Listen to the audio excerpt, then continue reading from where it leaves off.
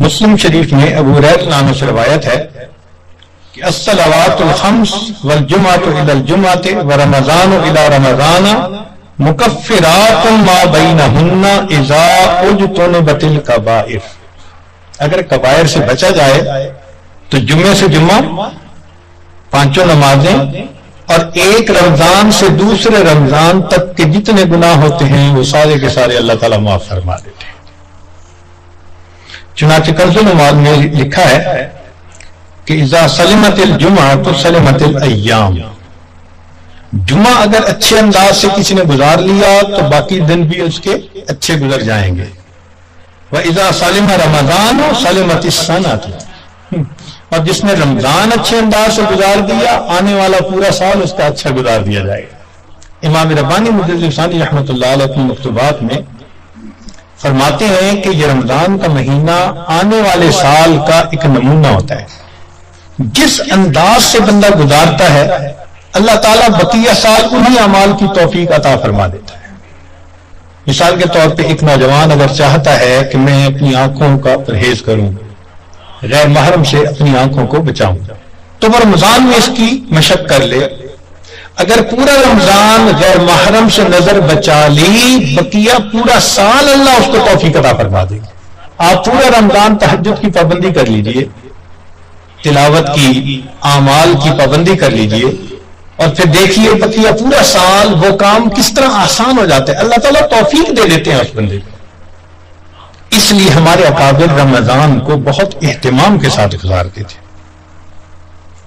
بلکہ بخاری شریف کی روایت ہے کہ ایک صحابیہ حج پہ جانا چاہتی تھی، خاوند نے نہ کر دی. پوچھا بھی کیوں؟ اس نے کہا سواری نہیں ہے. اس نے کہا فلاں اونٹ تو ہے. اس نے کہا وہ میں نے صدقے کی نیت کر لی، اب وہ میرا نہیں، وہ اللہ کا ہے، اب میں تمہیں نہیں لے کے جا سکتا. خاموش ہو گئی. خاوند جہاد کر کے واپس آیا تو وہ عورت نبی اسلام کی خدمت میں حاضر ہوئی. اے اللہ کے حبیب صلی اللہ علیہ وسلم، میرا بڑا جی چاہتا تھا میں حج کروں، مگر میرے خاوند نے کہا کہ سواری نہیں، اور میں نے صدقے کا اونٹ تھا بتایا تو اس نے کہا میں اس کو نہیں استعمال کر سکتا. تو نبی اسلام نے پہلے تو خاوند کو سمجھایا کہ دیکھو یہ حج کا عمل بھی اللہ کے راستے میں جانے والا عمل تھا. تم اگر اس اونٹ پر اس کو یہ حج کروا دیتے تو اس میں کوئی حرج نہیں تھا، مگر ساتھ ہی یہ فرما دیا اس عورت کو کہ اچھا اب تم رمضان میں عمرہ کر لینا، اللہ تعالیٰ تمہیں میرے ساتھ حج کرنے کا ثواب عطا فرمائے گا. یہ بخاری شریف کی بات ہے. تو رمضان مبارک کو اللہ رب العزت نے ایسی فضیلت عطا فرمائی. چنانچہ کنز العمال میں ہے کہ اذا کان اول لیلۃ من شہر رمضان صفدت الشیاطین ومردت الجن، کہ جب رمضان کی پہلی رات آتی ہے تو شیاطین، سرکش جن، ان کو قید کر دیا جاتا ہے، باندھ دیا جاتا ہے. خبردار میرے پیارے حبیب صلی اللہ علیہ وسلم کے امتیوں کے روزوں کو تم خراب نہ کر سکو، تو شیاطین کو باندھ دیا جاتا ہے. وغلقت ابواب النار فلم یفتح منها باب، جہنم کے سارے دروازے بند کر دیے جاتے ہیں، پورا رمضان بند رہتے ہیں. وفتحت ابواب الجنت فلم یغلق منها باب، اور جنت کے سارے دروازے کھول دیے جاتے ہیں اور ان دروازوں کو پورا مہینہ بند نہیں کیا جاتا. سبحان اللہ. اللہ رب العزت اس مہینے میں جنت کی سیل لگاتے ہیں. وَيُنَادِي مُنَادٍ كُلَّ لَيْلَةٍ، اور ایک ندا دینے والا فرشتہ ہر رات یہ ندا دیتا ہے، یا باغی الخیر اقبل، اے نیکی کے متلاشی آگے بڑھ. ابتغاء سے ہے یہ لفظ باغی الخیر. وَيَا بَاغِيَ الشَّرِّ اقصر، اے برائی کے تلاش کرنے والے تھم جا، رک جا. وَلِلَّهِ عُتَقَاءً مِّنَ النَّارِ وَذَلِكَ كُلَّ لَيْلَةٍ، ہر رات میں اللہ تعالیٰ جہنم سے جہنمیوں کو بری فرما دیتے ہیں. اب یہاں طالب علم کے ذہن میں ایک سوال پیدا ہوتا ہے کہ رمضان مبارک میں شیاطین تو قید ہو گئے، پھر کیوں برائیاں ہوتی ہیں، غفلتیں ہوتی ہیں؟ تو علماء نے اس کے کئی جواب دیے. ایک جواب تو انہوں نے دیا بھی بڑے شیاطین تو قید ہو گئے، اب چھوٹے شتونگڑے بھی تو ہیں، اور ہم اتنے غافل کہ شتونگڑے ہی کام دکھا جاتے ہیں. دوسرا علماء نے یہ کہا کہ شیطان کی وجہ سے نفس کے اندر اتنی خباثت آ جاتی ہے کہ شیطان اگر باندھ بھی دیا جاتا ہے تو نفس اس کا کارندہ بنا رہتا ہے، وہ انسان کو گناہوں پر اکسائے رکھتا ہے. یا برے دوست ہوتے ہیں، یار بد، ان کی وجہ سے انسان رمضان میں بھی نیکی پر نہیں آتا. مگر اس کی خوبصورت مثال یہی ہے کہ جیسے لوہے کو بھٹی میں گرم کرے نا تو سرخ ہو جاتا ہے، پھر اس کے بعد اس کو بھٹی سے نکال لیں تو وہ 1 منٹ میں ٹھنڈا نہیں ہوتا، وہ گھنٹہ 2 گھنٹے گرم رہتا ہے. تو شیطان نے انسان کو گناہوں کی بھٹی میں اتنا گرما دیا ہوتا ہے کہ ان لوگوں کے لیے رمضان کا مہینہ آ بھی جاتا ہے تو وہ گرمی اسی طرح موجود رہتی ہے. نبی علیہ السلام نے ارشاد فرمایا من وافق موتہ عند القضاء رمضان دخل الجنہ، جس بندے کو رمضان المبارک کے اندر موت آ گئی اللہ تعالیٰ اس کو جنت کے اندر داخل فرما دیتے ہیں. سیدہ عائشہ صدیقہ رضی اللہ تعالیٰ عنہ فرماتی ہیں کہ کان رسول اللہ صلی اللہ علیہ وسلم یجتہد فی رمضان ما لا یجتہد فی غیرہ، مسلم شریف کی روایت کہ رمضان المبارک میں نبی علیہ السلام عبادات میں اتنی محنت فرماتے تھے، مشقت اٹھاتے تھے کہ رمضان کے علاوہ کسی اور مہینے میں اس قدر محنت نہیں فرماتے تھے. اس سے معلوم ہوا کہ خاص اہتمام فرماتے تھے اس مہینے. ایک اور روایت ہے بہقی کی، سیدہ صدیقہ عنہ فرماتی ہیں کہ کان رسول اللہ صلی اللہ علیہ وسلم اذا دخل رمضان، کہ جب رمضان کا مہینہ آتا تھا شد میں ازارہ ہو، نبی علیہ السلام اپنی تہبند کو کس کے باندھ لیتے تھے. ثم لم یأت فراشہ حتی ینصرف، پھر پورا مہینہ گزرنے تک اپنے بستر پر واپس نہیں آیا کرتے تھے. اللہ اکبر کبیرہ. اس لیے کہ وہ رمضان کی برکات سے واقف تھے، جانتے تھے. بہقی کی شریف کی ایک اور روایت ہے کان اذا دخل رمضان تغیر لونہ، کہ جب رمضان کا مہینہ آتا تھا نبی علیہ السلام کا چہرے کا رنگ بدل جاتا تھا. اللہ اکبر کبیرہ. وکثرت صلاتہ، اور نبی علیہ السلام نماز نفل کثرت کے ساتھ پڑھتے تھے. وابتہل فی الدعاء واشفق لونہ، اور اپنی دعا میں اتنے اللہ کے سامنے عاجزی کرتے تھے کہ آپ صلی اللہ علیہ وسلم کا چہرہ انور سرخ ہو جایا کرتا تھا. اللہ اکبر. چنانچہ ایک حدیث مبارکہ میں ہے، سلمان فارسی رضی اللہ عنہ اس کی روایت فرماتے ہیں کہ خطبنا رسول اللہ صلی اللہ علیہ وسلم فی آخر یوم من شعبان فقال، نبی اسلام نے فرمایا یا ایھا الناس قد اضلکم شہر عظیم مبارک، اے لوگوں تمہارے اوپر ایک بڑا مہینہ برکت والا آ گیا ہے. شہر فیہ لیلۃ خیر من الف شہر، ایسا مہینہ کہ جس میں ایک رات ہے جو 1000 مہینوں کی عبادت سے بھی زیادہ افضل ہے. شہر جعل اللہ صیامہ فریضہ، ایک ایسا مہینہ جس کے روزے کو اللہ رب العزت نے فرض فرمایا. وقیام لیلہ تطوعا، اور رات کے قیام کو اللہ نے اپنے قرب کا ذریعہ بنایا.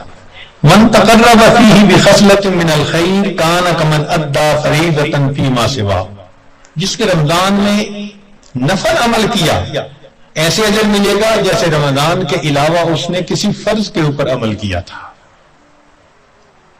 ومن ادى فریضۃ فیہ کمن کان کمن ادى 70 فریضۃ فیما سوا، جس نے ایک فرض پر عمل کیا اس کو 70 فرض جو غیر رمضان میں ہوتے ہیں اس کے برابر اجر عطا کیے جاتے ہیں.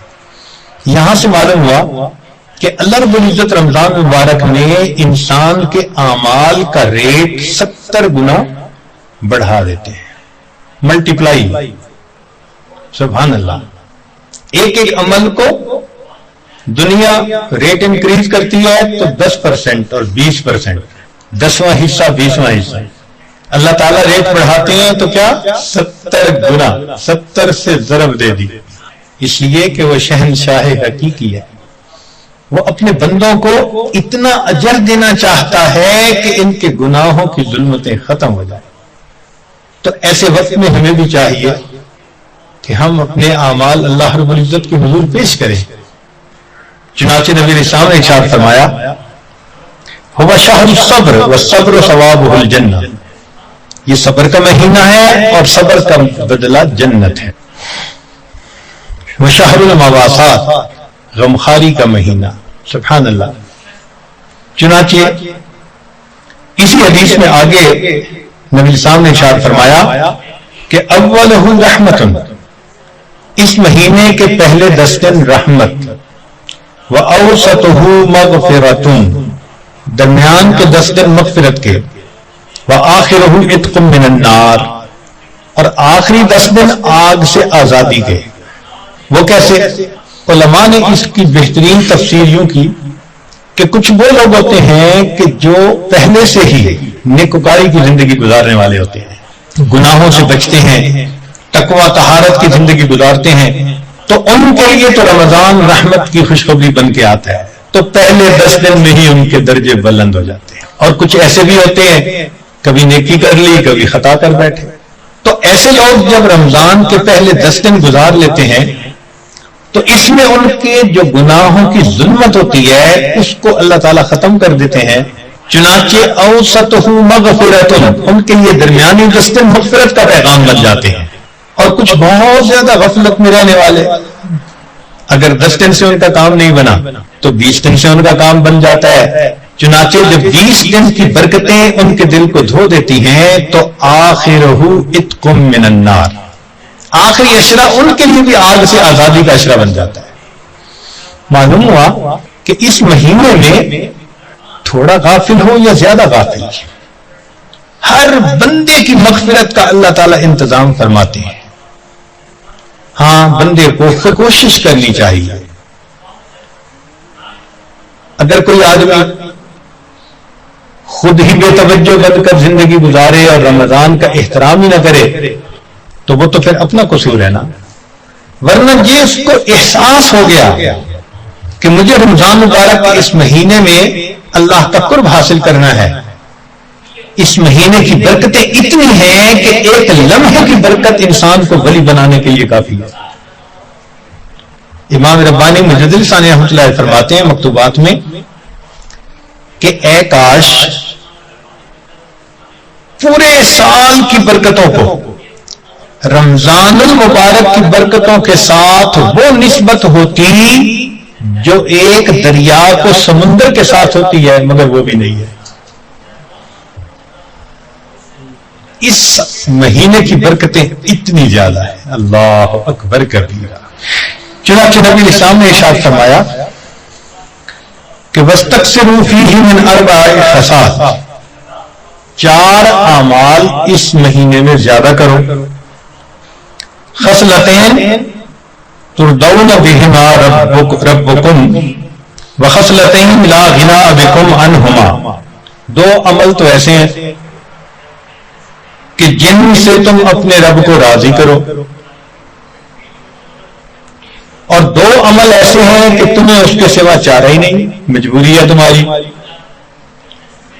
اللہ تعالیٰ ترضون بہما ربکم، وہ 2 باتیں کہ جس کو ذریعے تم اپنے رب کو راضی کرو. فشہادت اللہ الہ الا اللہ وتستغفرونہ، کلمہ یعنی کلمے کا ورد زیادہ کرنا، تحلیل زیادہ پڑھنا اور استغفار زیادہ پڑھنا. یہ 2 عمل اس مہینے میں خاص طور پر زیادہ کرنے کی ضرورت ہے، کیونکہ اللہ کے پیارے حبیب صلی اللہ علیہ وسلم نے ارشاد فرمایا لہذا اس بات کی اہمیت دل میں اچھی طرح بٹھانی چاہیے. تو لا الہ الا اللہ کی بھی کثرت کریں، کم از کم چند 100 مرتبہ دن میں پڑھ لیا کریں، اور ہمت والے تو 1000 دفعہ 2000. ایسے لوگ ہیں ہر دن میں رمضان کے 10,000 مرتبہ تحلیل پڑھتے ہیں. اس وقت ایسے لوگ ہیں رمضان المبارک کے ہر دن میں ایک قرآن مجید کی تلاوت مکمل کرتے ہیں. نوجوان ہیں، کما رہے ہیں، وقت تو ایک جیسا ہے ہمارا بھی اور ان کا بھی، لیکن انہوں نے یہ محسوس کر لیا کہ اس وقت میں ہم نے اللہ کو راضی کر کے ہٹنا ہے. ان کے لیے یہ سارے کام آسان.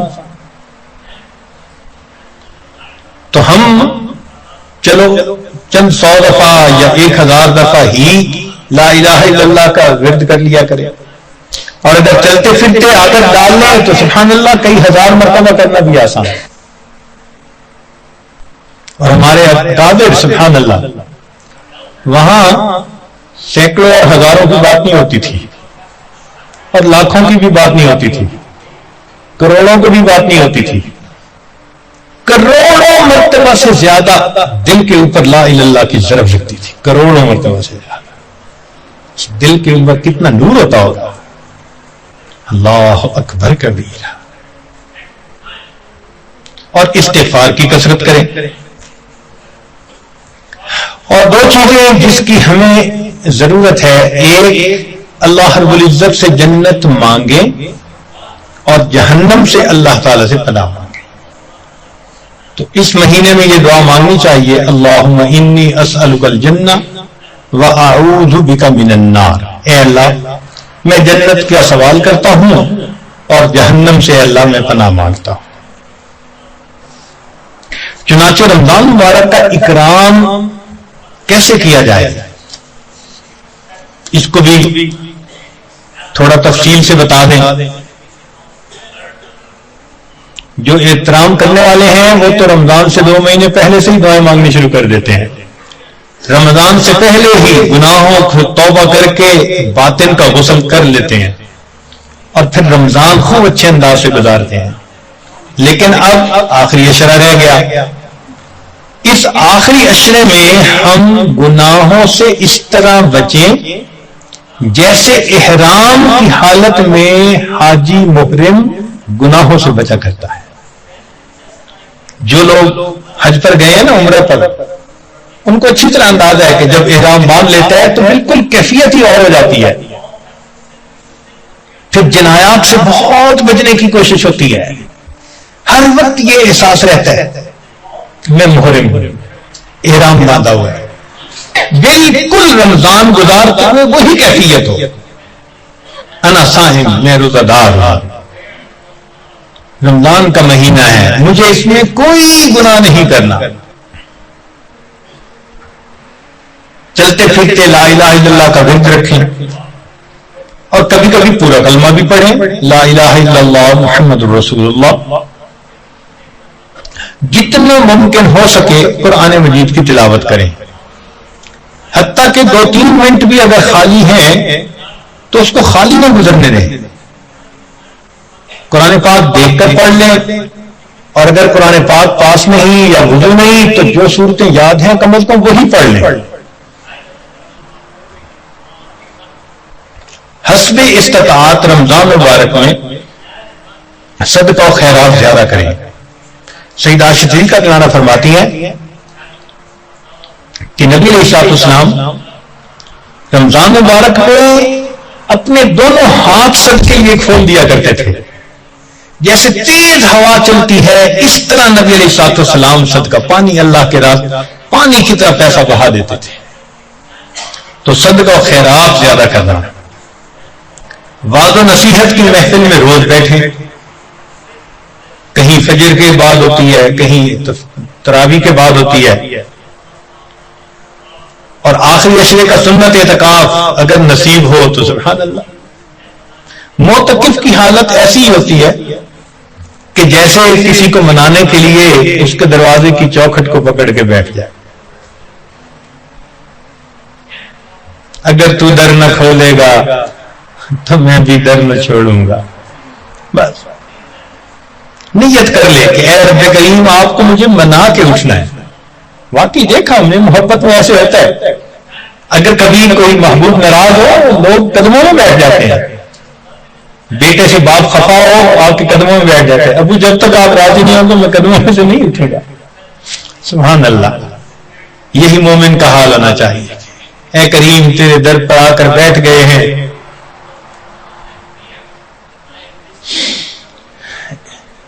اجازت ہو تو آ کر میں بھی شامل ان میں ہو جاؤں. سنا ہے کل تیرے در پر ہجوم عاشقاں ہوگا. عشق محبت والے 10 دن فارغ کرتے ہیں اللہ کے سامنے، دن رات عبادت میں گزارنے کی کوشش کرتے ہیں، اور دعاؤں میں پھر انسان خوب عاجزی اور زاری کرے۔ اس طرح رمضان مبارک کی قدردانی کیجیے۔ پھر رمضان کی ہر رات میں اللہ تعالیٰ جہنم سے جہنمیوں کو بری کرتے ہیں۔ کتنے جہنمی جہنم سے بری ہوتے ہیں ذرا غور کیجئے کہ مدینہ طیبہ کے قریب ایک قبیلہ تھا، اس کا نام تھا بنو کلب۔ ہر گھر والے 200 500 1000 2000 بکریاں گھروں میں پالتے تھے، اور پورے قبیلے کی بکریاں اتنی تھیں کہ جب وہ باہر نکالتے تھے تو 2 پہاڑوں کے درمیان کی پوری وادی ان جانوروں سے بھر جاتی تھی۔ 2 پہاڑوں کے درمیان کی وادی جانوروں سے بھر جاتی تھی، اتنے جانور ہوتے تھے ہزاروں کی تعداد میں۔ تو نبی علیہ السلام نے اس قبیلے کا نام لے کر فرمایا کہ بنو کلب قبیلے کی بکریوں کے بالوں کے برابر جہنمی ہر رات جہنم سے بری ہوتے ہیں۔ اب بکریوں کے بال کتنے ہوں گے ہم تو اندازہ نہیں لگا سکتے۔ ہمارے ایک دوست تھے، وہ فارغ البال تھے، گنجے تھے۔ ایک دن میں نے دیکھا انہوں نے ایک لٹ سی لگوائی ہوئی اور بال سجائے ہوئے، تو میں نے پوچھا کہ آپ نے یہ لٹ لگوائی؟ کہنے لگا جی میں نے بال ٹرانسپلانٹ کروائے ہیں۔ میں نے کہا بال ٹرانسپلانٹ کروائے ہیں تو پھر پورے کروا لیتے۔ کہنے لگے حضرت ایک بال کا $1 انہوں نے لیا ہے، اور میں نے $10,000 دے کر یہ 10,000 بال لگوائے ہیں، اور 10,000 بال بس اتنی سی لٹ نظر آتی تھی یوں۔ اس دن مجھے احساس ہوا کہ اگر اتنے سے بال 10,000 ہیں تو پورے سر کے بال کتنے ہوں گے، اور پھر اگر سر کے بال اتنے ہوتے ہیں تو ایک بکری کے جسم پہ بال کتنے ہوں گے؟ لاکھوں کی تعداد میں بال ایک بکری کے جسم پر ہوں گے۔ اگر ایک بکری کے بال اتنے ہیں تو جہاں 2 پہاڑوں کے درمیان کی پوری وادی بھر جاتی تھی تو ان بکریوں کے بال کتنے ہوں گے؟ اس کا مطلب یہ کہ معاملہ کروڑوں سے بھی اوپر کا ہے۔ اتنے جہنمی ہر رات جہنم سے بری کیے جاتے ہیں۔ جب اللہ کی اتنے جوش میں ہے اور اتنے گناہگاروں کو معاف کر رہے ہیں تو ہمارے لیے اپنا نام شامل کروانا کون سا مشکل کام ہے؟ تھوڑے سے آہوزاری کریں، رونا دھونا کریں، اللہ تعالیٰ کی رحمت جوش میں ہوتی ہے، ہمارا بھی نام شامل ہو جائے گا اور ہماری بھی بخشش ہو جائے گی۔ اور ہر رات یہی بخشش ہوتی رہتی ہے، حتیٰ کہ رمضان المبارک میں ایک رات آتی ہے جس کو لیلۃ القدر کہا جاتا ہے، جس رات قرآن اترا تھا۔ اس رات میں انسانوں کے گناہ ویسے ہی معاف کر دیے جاتے ہیں۔ حدیث مبارکہ میں آتا ہے کہ ایک ایسی گھڑی ہوتی ہے اس رات میں کہ اس گھڑی میں جو دعا مانگی جائے قبول ہوتی ہے۔ اب وہ گھڑی کب ہوتی ہے ہمیں کیا پتا؟ حق تو یہ تھا کہ ہم 365 راتوں میں اس کو ڈھونڈتے، مگر اللہ نے کام آسان کر دیا۔ نبی اسلام نے بتایا کہ وہ رمضان مبارک کے اندر ہوتی ہے۔ اس کا مطلب یہ ہے کہ 365 راتیں جاگنے کی ضرورت نہیں، 30 راتیں جاگنے کی ضرورت ہے۔ پھر بندہ سوچتا ہے کہ 30 راتیں جاگنا تو بڑا مشکل کام ہے، تو نبی اسلام نے کام اور آسان کر دیا، فرمایا کہ تم رمضان مبارک کے آخری عشرے میں لیلۃ القدر کو تلاش کرو۔ تو 20 راتیں اور نکل گئیں، باقی 10 راتیں رہ گئیں۔ پھر بندہ سوچتا ہے جی کہ 10 راتیں جاگنا بھی بڑا مشکل کام ہے، تو نبی اسلام نے کام کو اور آسان کر دیا، فرمایا آخری عشرے کی جو طاق راتیں ہیں ان میں اسے ڈھونڈو۔ 21 23 25 27 29 5 راتیں بنتی ہیں۔ یوں سمجھے کہ 365 میں سے 5 راتیں ہیں جن میں ہمیں لیلۃ القدر تلاش کرنی پڑے گی۔ اب بندہ سوچتا ہے جی کہ رات کو تو ہم تلاش کریں لیکن پوری رات جاگنا تو بڑا مشکل ہے، ہم تو کمزور لوگ ہیں، نہیں جاگ سکتے۔ اللہ تعالیٰ نے کام کو اور آسان کر دیا۔ اللہ نے یہ تو نہیں بتلایا کہ وہ رات کی برکتیں شروع کب ہوتی ہیں، مغرب کے وقت شروع ہوتی ہیں، عشاء کے وقت، آدھی رات کے وقت، کتنے بجے. ایک بات بتا دی، فرمایا کہ وہ رات کو جب بھی خاص برکتیں نازل ہوتی ہیں، تنزل الملائکۃ والروح فیہا باذن ربہم من کل امر سلام سلام ہی حتی مطلع الفجر. یہ برکتیں مطلع فجر تک رہتی ہیں، یعنی جب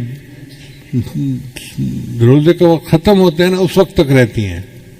اس کا مطلب یہ ہوا کہ لیلۃ القدر کی برکتیں رات کے جس وقت میں بھی شروع ہوں، جب وہ شروع ہوں گی تو پھر روزہ کا وقت شروع ہونے کا جو ہے نا سحری کا وقت وہاں تک رہیں گی. اس کا آسان طریقہ یہ ہے کہ ہم سحری کو 1 گھنٹہ پہلے کر لیں، وقت ختم ہونے سے پہلے، اور آدھا گھنٹہ جو ہے آخر کا بچا لیں. اس آدھے گھنٹے میں 2 رکعت 4 رکعت نفل پڑھ لیا کریں اور 10-15 منٹ بیٹھ کے دعا کر لیا کریں. جب بھی لیلۃ القدر ہوئی تو وہ وقت لیلۃ القدر میں ضرور آئے گا اور ہمیں لیلۃ القدر پانے کا اجر مل جائے گا. اور اس رات کی عبادت 1000 مہینوں کی عبادت سے بہتر ہے. 1000 مہینے تقریباً 83 سال بنتے ہیں اور 80 سال سے کم تو عمر ہوتی ہے. اس کا مطلب یہ کہ ایک رات اگر مل گئی تو پوری زندگی کے گناہ معاف ہو جائیں گے. اللہ نے کام کو کتنا آسان کر دیا. تھوڑی سی ہمت کرنے کی بات ہے. اللہ تعالیٰ کی رحمت بہانہ ڈھونڈتی ہے مغفرت کے. پھر ایسا بھی ہوتا ہے کہ ایک بندہ پورا مہینہ غفلت میں رہا، اس نے نہیں خیال کیا، تو انسان کی فطرت ہے جب آخری دن آتا ہے نا تو اس کو احساس ہوتا ہے یار رمضان نکل گیا ہاتھ سے. پھر الوداع یا سحوری الوداع پڑھنا شروع کر دیتے ہیں. تو حدیث مبارکہ میں آتا ہے کہ پہلی رمضان سے لے کر 29 رمضان تک جتنے مجرم جہنم سے بری کیے گئے تھے ان سب کا ٹوٹل آخری رات میں اتنے اور بری کر دیے جاتے ہیں. یعنی اگر 1 ارب ہر رات میں بری ہوئے تھے تو 29 ارب تو رمضان میں بری ہو گئے اور آخری رات میں 29 ارب اور بھی ان کی بخشش کر دی جاتی ہے. اب جب اللہ کی رحمت کا معاملہ ایسا ہے تو پھر ہمارے لیے بخشش کو پانا کون سا مشکل کام ہے. ایک بندے نے رمضان کی قدر نہیں کی، عید کا چاند نظر آ گیا تو اللہ نے ابھی بھی اپنی رحمت جو لیلت جو ہوتی ہے نا عید کی رات، اس کا نام ہوتا ہے لیلت الجائزہ. اس رات میں جنت کو خوشبوؤں کی دھنی دی جاتی ہے، صاف کیا جاتا ہے. تو جنتی حوریں پوچھتی ہیں فرشتوں سے کہ جنت کی صفائیاں ہو رہی ہیں، آخر وجہ کیا ہے؟ تو فرشتے انہیں بتاتے ہیں کہ اللہ تعالیٰ نے اپنے محبوب وسلم کی امت پر خاص مہربانی فرمائی اور ان کے گناہوں کی بخشش کر دی. اب ان کو جنت ملے گی، اس لیے جنت کی صفائیاں ہو رہی ہیں. تو حوریں جنت کے جنتیوں کا انتظار کرتی ہیں. اس رات میں اگر کوئی بندہ عید کی رات میں عبادت کر لے تو اس کے بھی گناہ معاف ہو جاتے ہیں. پھر اس سے آگے سنیے کہ حدیث مبارکہ میں آتا ہے کہ جب عید کا وقت ہوتا ہے تو ہم نے دیکھا ہے کہ عید کی نماز پڑھنے تو ہم جیسے غافل بھی چلے جاتے ہیں. جو جمعہ نہیں پڑھتے نا عید وہ بھی پڑھ لیتے ہیں چونکہ فنکشن ہوتا ہے نا. تو جب عید کی نماز پڑھتے ہیں تو اللہ تعالیٰ علام الغیوب ہیں. اللہ تعالیٰ فرشتوں کو پوچھتے ہیں یہ میرے بندے کیوں اکٹھے ہیں. اللہ جانتے ہیں کہ کیوں اکٹھے ہیں مگر فرشتوں کو گواہ بنانا چاہتے ہیں. فرماتے ہیں یہ بندے کیوں اکٹھے ہیں؟ وہ کہتے ہیں یا اللہ یہ وہ مزدور ہیں جنہوں نے 1 مہینہ مزدوری کی، اب یہ آپ سے مزدوری کی اجرت چاہتے ہیں، تنخواہ مانگتے ہیں. اللہ ان فرشتوں کو گواہ بنا کر کہتے ہیں کہ فرشتوں گواہ رہنا عبادی و امائی، میرے بندوں میری بندیوں، تم نے روزے رکھے، تم نے تراویح پڑھی، تم نے رمضان شریف اس طرح سے گزارا، میں نے اس کے بدلے تمہارے تمام گناہوں کو معاف کر دیا. قوموا مغفور لکم، کھڑے ہو جاؤ بخشاؤ، میں نے تمہارے سب گناہوں کو نیکیوں میں تبدیل فرما دیا. اب جب اللہ تعالیٰ فرماتے ہیں کہ کھڑے ہو بخشے بخشائے، میں نے تمہارے سب گناہوں کو نیکیوں میں تبدیل کر دیا، اس کا مطلب یہ کہ واقعی بندے کو اللہ دھونے کے لیے تیار ہے۔ تو یہ رمضان کا مہینہ شہر الغفران ہے، ہم بھی نیت کریں کہ ہم نے اپنے آپ کو دھلوانا ہے اور گناہوں سے ہم نے جان چھڑا کے ایک نئی زندگی شروع کرنی ہے۔